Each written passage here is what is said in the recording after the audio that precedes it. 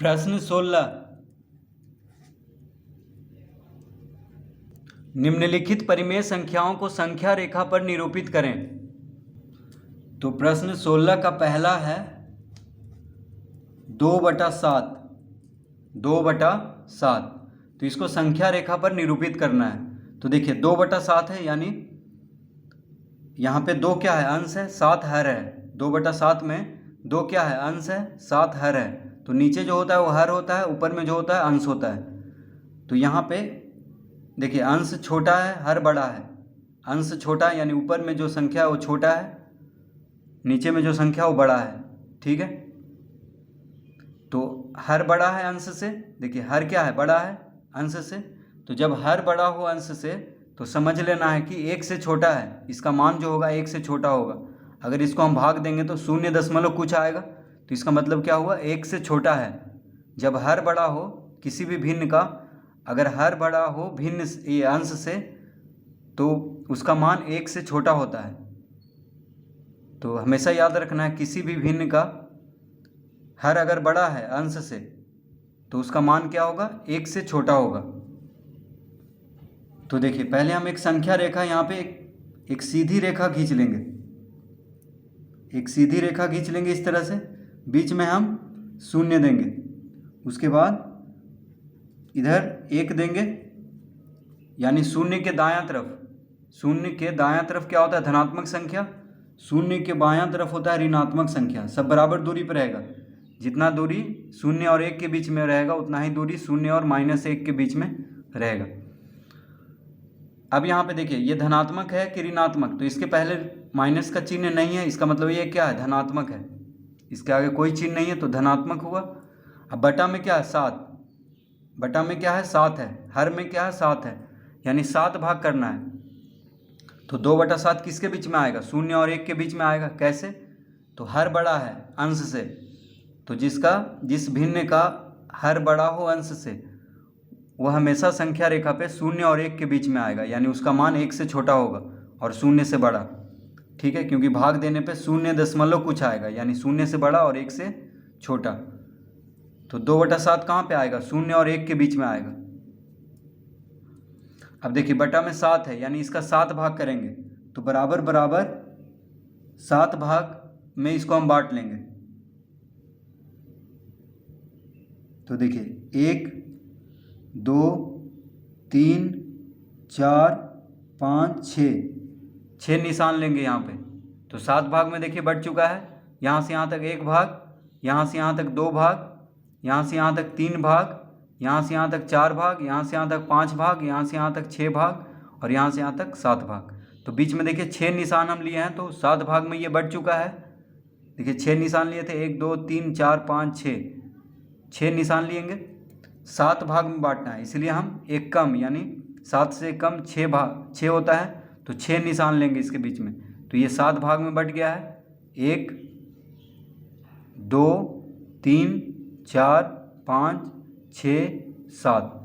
फिर से देखिए 1 2 3 4 5 6 7। 7 भाग में बट चुका है, क्योंकि बटा में 7 है, तो इसको 7 भाग में बांट लेंगे।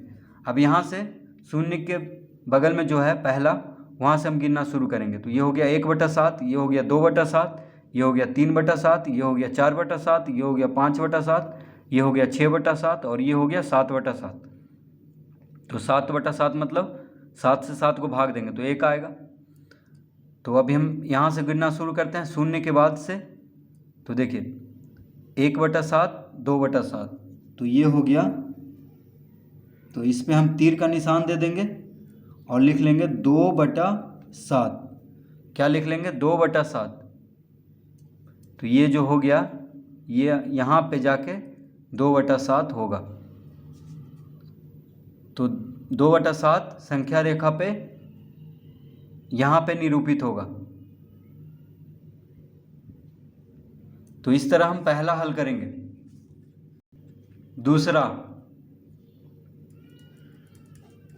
दूसरा में कह रहा है 2.3/4। क्या कह रहा है, 2.3/4। तो देखिए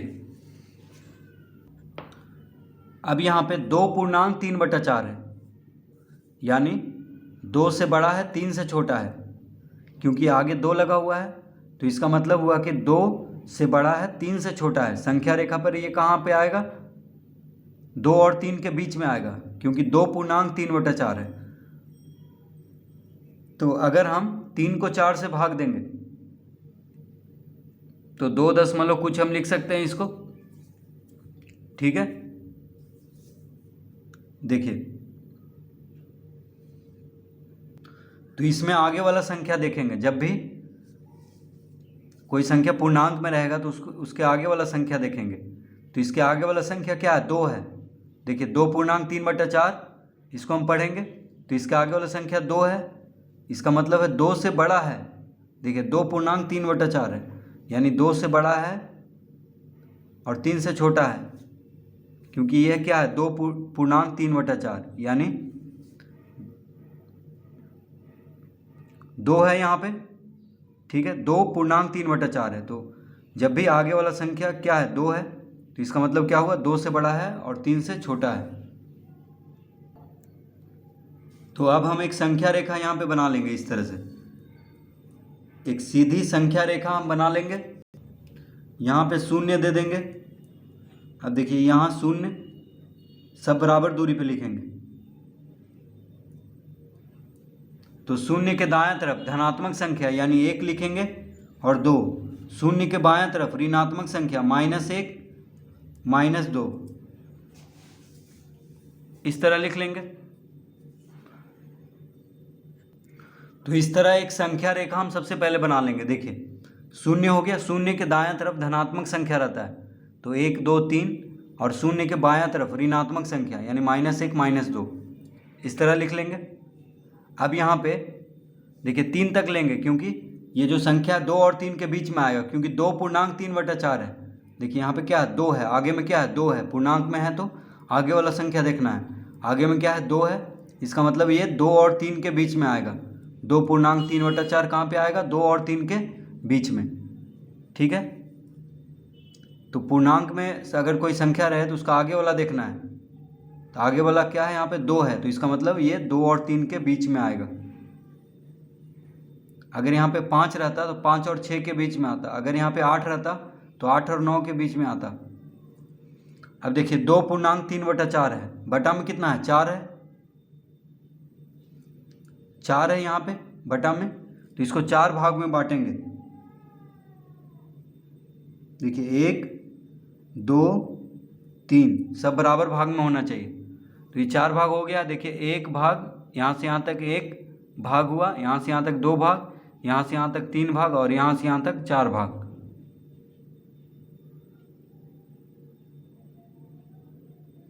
तो 4 भाग में बांट दिया, सब बराबर दूरी पे होना चाहिए। देखिए आपको ये सब क्या होना चाहिए? सब बराबर दूरी पे। ठीक है, तो 4 भाग में इसको बांट दिए हैं। अब कह रहा है 2 पूर्णांक 3/4, तो 2 के बाद क्या हो जाएगा? 2 पूर्णांक 1/4, 2 पूर्णांक 2/4, ये हो जाएगा 2 पूर्णांक 3/4। तो हम एक तीर लगा करके यहाँ पे लिख देंगे 2 पूर्णांक 3/4, 2 पूर्णांक 3/4।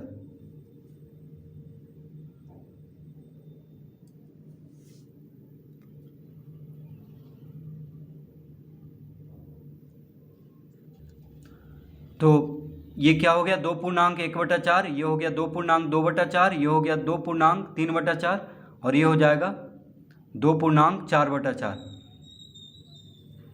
ठीक है, क्योंकि 2 पूर्णांक 4/4 क्या होगा? 3 हो जाएगा। तो यहाँ से गिनना है। देखिए 2 पूर्णांक 4/4 यानी 4 दूनी 8, 8 4 12/4, क्या हो जाएगा? 3। 12 को 4 से काटेंगे तो 3 आएगा। ठीक है, तो 2 पूर्णांक 4/4 हो जाएगा 3, और यहाँ से गिनना शुरू करेंगे। 2 पूर्णांक 1/4, 2 पूर्णांक 2/4, 2 पूर्णांक 3/4। तो 2 पूर्णांक 3/4 हम यहाँ पे निरूपित करेंगे संख्या रेखा पर। तो मान लीजिए यहाँ पे P लिख देते हैं। तो P क्या निरूपित कर रहा है? 2.3/4 संख्या रेखा पर। इस बिंदु को P लिख देते हैं। तो P क्या निरूपित कर रहा है? 2.3/4। और देखिए पहला में देखिए हम A यहाँ पे लिख देंगे, अपने मन से ABCD कुछ भी लिख सकते हैं। तो A क्या निरूपित कर रहा है? 2/7। A क्या निरूपित कर रहा है? 2/7।